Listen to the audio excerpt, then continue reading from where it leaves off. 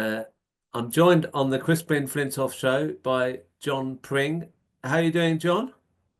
I'm good, thanks. I've read most of your book, which I would compare with Orwell's Down and Out in Paris and London, not just in detail within the book, but the fact that it's so well written. It's incredible to read. It's easy to read. I really suggest that people, if you haven't read it yet or got a copy, that you go and buy The Department, How a Violent Government Bureaucracy Killed Hundreds and Hid the Evidence. I'd spent kind of nearly a decade researching the deaths caused by Department for Work and Pensions, DWP. Um, I know I knew at the time it was going to be a huge undertaking to put the book together, but I mean, it was clear, and we're talking the kind of 2020, 2021, it was clear that disabled people were continuing to die, and DWP was unable or unwilling to carry out the reforms necessary to make the social security system safe. I just heard too many kind of distressing, traumatic stories and listened to too many grieving relatives to ignore the story any longer. And so I knew someone had to write the book. And after all the research I'd already carried out, I thought it probably should be me. I built up these close relationships with the families, about 12 families. I kind of exposed quite a lot of the evidence that had emerged over the previous decade. Um, Secret reviews the DWP had carried out, prevention of future deaths reports written by coroners that linked the department's assessment process and the suicides of two disabled men. You do write you've got to constantly updating a website on what's happening every day or every week. So Yeah, you've been doing this for how long have you been? Can you tell us about the website? yeah, it's Disability News Service. It's been going since April 2009, so we're coming up to the 16th anniversary. And it's very much about amplifying the voices of disabled people in their campaigns and their actions, and hearing their voices on issues concerning them. So, I mean, it's not just about disability, poverty, and benefits. It's independent living, arts and culture, accessible transport's huge at the moment, inclusive education, housing, accessible housing. Christ, there's another massive scandal. Social care, obviously, is independent living is another big one. So yeah, so that comes out every week on a Thursday, and I've got subscribers. So send my stories out to them, and then put them on my website a little bit later on Thursday. So yeah, I it's mean, pretty there full on. must have been a Pretty full big on. undertaking for you to keep up the weekly website and to write the book as well. So Yeah, I yeah, it mean, was. but obviously you had all the information from all your work before that, but to get it all together, Yeah, big. yeah. Those 3 years were intense. I didn't have very many weekends free. That's for sure. I mean, the book's title is the government bureaucracy. So Mm. it's sort of it's saying effectively that it isn't the politicians that were running it. It was the bureaucracy. Is that an important thing that you're making, a point that you're making there? Yeah, yeah, it is. I mean, obviously, the politicians and the private sector, the outsourcing contractors played a huge part, and none of this would have happened without politicians. And there was a lot of dishonesty from the politicians, and still is. Um, but the general thesis of the book is that this is the violence built very slowly from the early 1990s. There was a culture within that department of of harm that built over the years, and it's still there. And that, my argument is what has led to those hundreds and probably thousands of deaths in the 2010s that are still continuing now.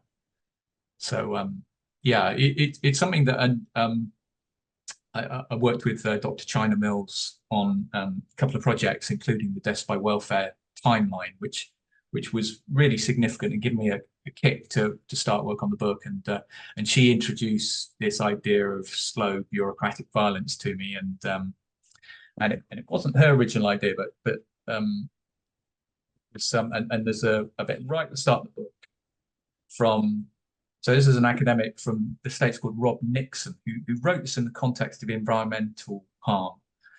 And he said, by slow violence, I mean violence that occurs gradually and out of sight, a violence of delayed destruction that is dispersed across time and space, and attritional violence that is typically not viewed as violence at all. And he wrote this brilliant book about slow violence and the environmentalism of the poor about 10 years ago now. And that's exactly what happened here. It was, it's not generally viewed as violence, what these government department did, because it's so slow, it's out of sight, it's bureaucratic. You don't see what's happening behind the scenes. But it's like he said, it's delayed destruction. And that delayed destruction really, there were deaths in the 1990s, a few, and probably in the 2000s, so we don't know about them yet. But it just exploded into violence in the post-2010 years. Austerity, I guess, was, combined with that violence, it just exploded. The thing about it is you don't only describe how it was organized politically, I mean, within the bureaucracy, how they sort of used the politicians in a sense to push through these reforms that killed people. But you've also got incredibly moving chapters about the people who died, which it's heartbreaking to read these chapters. This is actually a very good intro to the whole book. It's the first part of the introduction, which is this story here from Philippa Day. Philippa Day, 2019. I'm not dying because I'm suicidal, and that sounds ridiculous. It's pragmatic. Yes, a dead mum and a shit father will hurt my child for the rest of his life, but that's better than watching mummy go in and out of hospital, crying every day, being triggered every day. I dragged myself up from the bottom basically every 24 hours for just over 27 years. I've been so trapped for so long, and then comes along the government people would assume are there to help. Since January the 11th, 2019, my benefits have been severely cut. This has caused me to get payday loans to simply live, and that has escalated into a hole I can never get out of. Having nothing has isolated me even more from the world, has affected my identity. I haven't had a haircut for over a year, for fuck's sake. This time feels different. I'm scared. Please protect my son from this awful world. There is hope for his future. That's Imogen Day. She's going to change the world. Thank fuck for that. My name is Philippa Day. I'm a good person. I'm strong as fuck. I'm a damn good mother when I had the opportunity. Tess, I'm sorry. I tried. I really did. This is all pointless. I don't even know why I'm writing this. Like it matters. I'm sorry. Peace out. 12/02/92 till 8th of the 8th, 2019. And it's not often in the book that you have notes from people, because often it's just that they find someone's body, and I mean that's absolutely horrific that people actually find someone dead with no food at all, particularly in the house. The government can't say, "Oh, this is just a one-off." It's just circumstance. It's just awful coincidence, awful tragedy. But it keeps happening.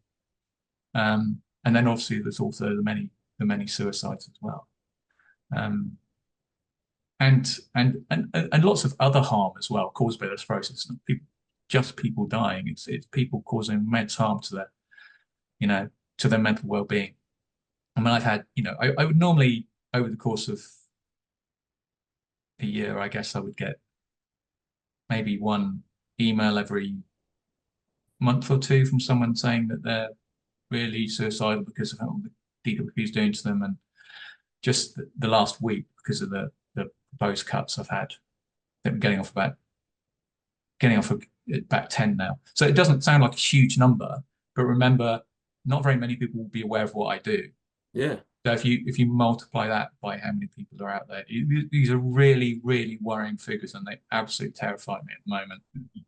You can't ignore the evidence out there, which is that these cuts that look as if they're going to come next week are really concerning and going to have a really significant impact on people's mental health and will lead to deaths. They will lead to deaths. If this is what they're going to do, they will lead to deaths. They will lead to more deaths, just like the ones I've written about in my book. And that absolutely terrifies me, and it terrifies a lot of people. You're in a difficult situation because you don't want to make it people more fearful, but you also have to tell people what's going on. So, Yeah, yeah. and that isn't being done by the media. Do you think the media is actually telling the stories as they should? I mean, you wrote a book about this. Obviously, you wouldn't Yeah. have written a book about it if the media was doing its job, would you? No, no, exactly. And I don't think the media is accurately reflecting the mainstream media. I mean, it's obviously the independent media is doing a pretty good job. And some small parts of the mainstream media are doing an okay job, but they're not accurately reflecting facts. They are not accurately reflecting the fact that um, there is no evidence for what the government is doing. There's no evidence to show that what they are planning to do, these cuts, are merited and that they will help. There is lots of evidence to suggest that they will cause significant harm. Um, they also, one of the things that's really struck me in the last week or two is that the ministers and the prime minister keep talking about out of work benefits. Got to get people back in work. It's a moral case. The main cuts we've heard are PIP. PIP has nothing to do with employment, other than the fact that it helps people stay in work because it meets their extra costs. PIP's got nothing to do with employment. So government is being really dishonest. And I was watching, oh God, was it the BBC's newscast last night?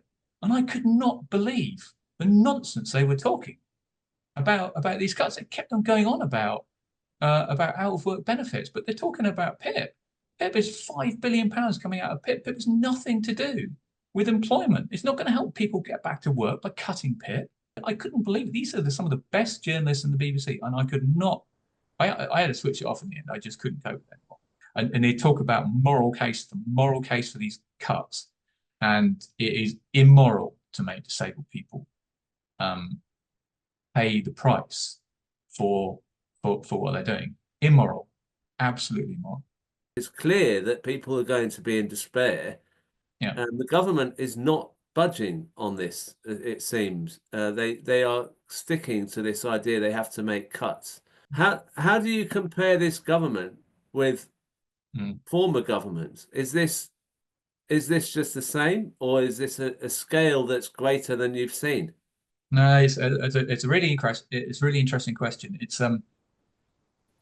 It is a cycle. I think, in my opinion, it's a cycle, and I think the evidence shows it's a cycle. So we had the same pattern with the Conservatives in the early 1990s, and then the new Labour government from 1997 through the 2000s, and then the coalition, particularly in the post 2010 years, and again in the early 2020s, and now another new Labour government. So the pattern is always the same, right? So the DWP or the old DSS, they contact their friendly journalists, usually on the right of the political spectrum, persuade them to write pieces kind of wailing about increasing spending on disability benefits, soften up the public.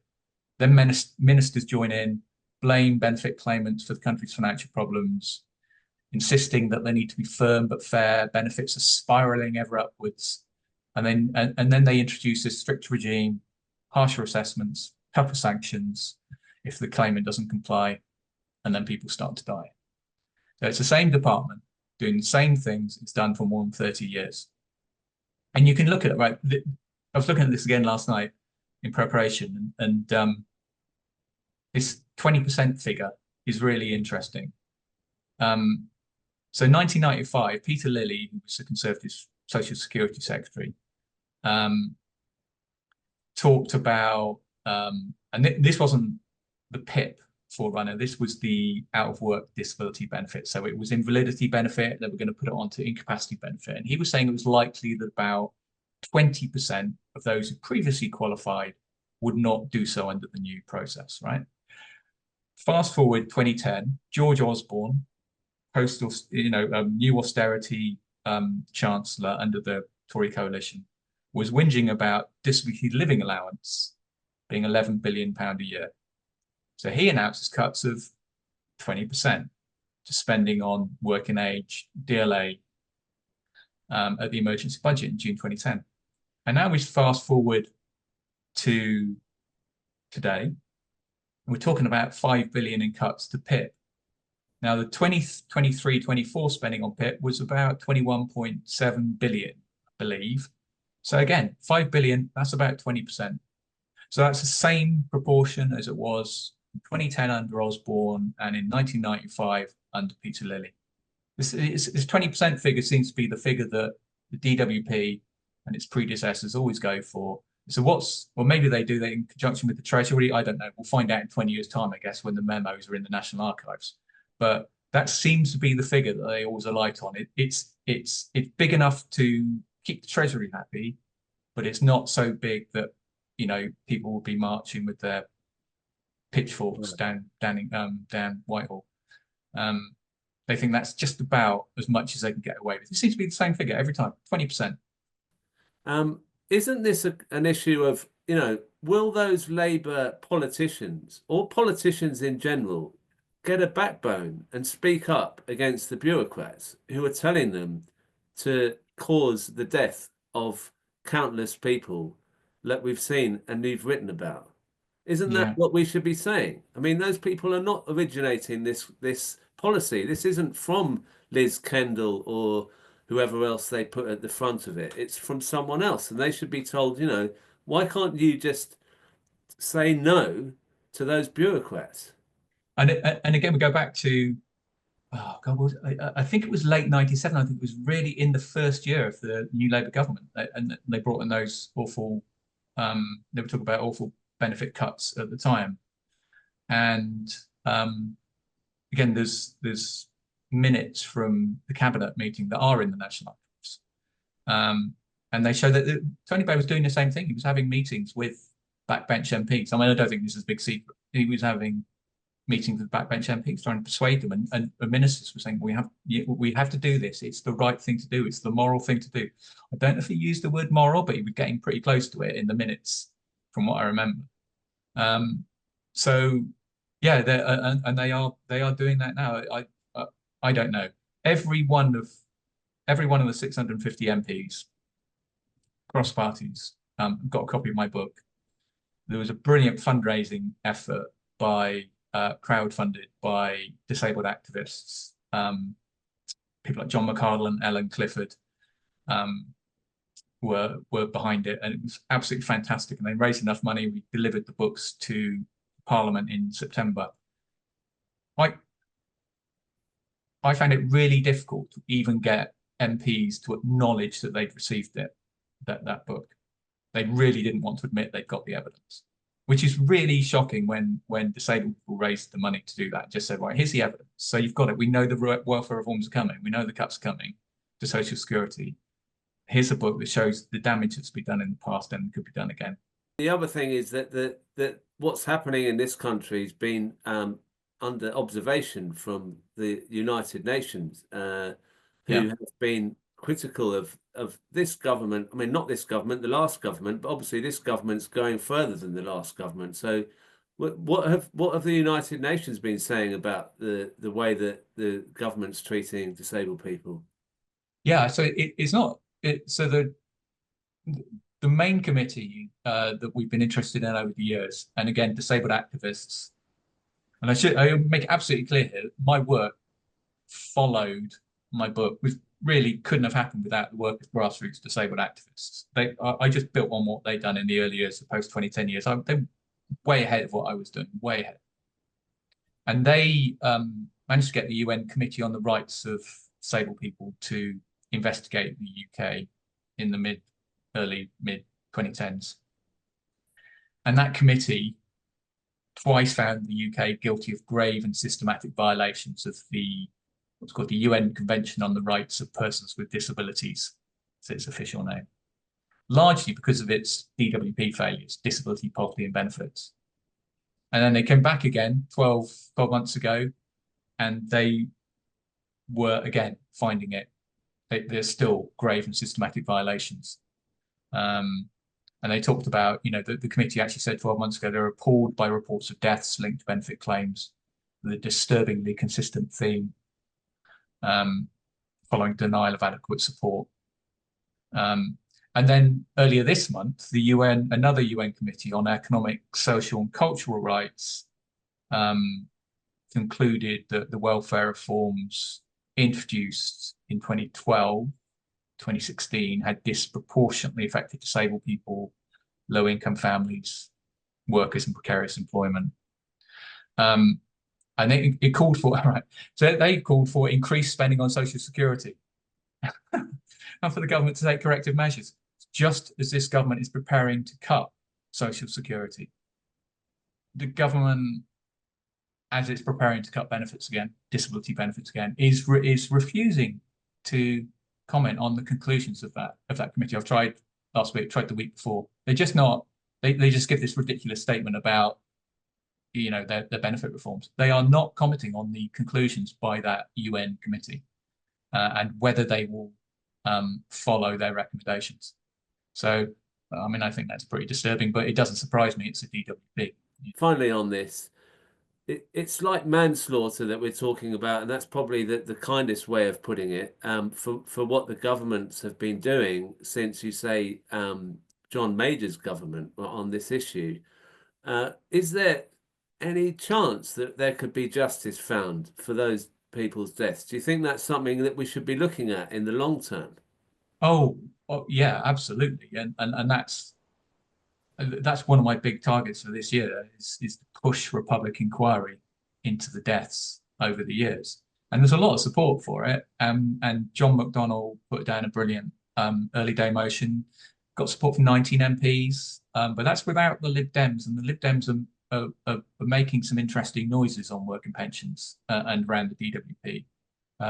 Steve Darling, their new spokesperson, who's a disabled person himself, thinks the DWP should be scrapped and replaced, which is further than his party's gone in the past. I'm hoping to persuade him over the course of the next months to support a public inquiry. Family support a public inquiry. A lot of the disabled activists support a public inquiry. But we'll see. I mean, there should be, right? There are laws for misconduct in public office. And I think there is definitely evidence. There is evidence out there that would prove the case for misconduct in public office against some senior civil servants and past ministers. Well, I learned a lot from speaking to John Pring. The thing that alarmed me most was the fact that the bureaucrats are running the show a bit like sort of Yes Minister, telling the ministers what to do. Effectively, Liz Kendall and those people are just puppets of the bureaucracy, acting for them, being sort of their PR. And so when I saw this story today on the BBC, I think it's like the headline of the whole BBC news page. Plan to freeze PIP disability benefits may be dropped. Ministers are considering abandoning plans to freeze some disability benefits, the BBC understands. Now, if you read this story, that towards the end of the story, this is a quote, and I found this really interesting. A Department for Work and Pension spokesman said, and this is the word that means a lot to me, it says, the Department of Work and Pension spokesman says, we have been clear that the current welfare system is broken and needs reform so that it helps long-term sick and disabled people who can work to find employment, ensuring people receive the support they need while being fair to the taxpayer. Without reform, more people will be locked out of jobs despite many wanting to work. That is not just bad for the economy, it's bad for people too. How can a bureaucrat come out with a moral statement about how work is good for people too? They are supposed to just do the bidding of MPs and ministers. They don't say we. They don't tell people what works about what's good for them. I honestly think that it's so clear to me that the Department of Work and Pensions are the people we should be pressurising. I mean, Liz Kendall's just a puppet, an idiot. And MPs who go along with what the bureaucracy is saying are a disgrace. They've got no moral backbone whatsoever.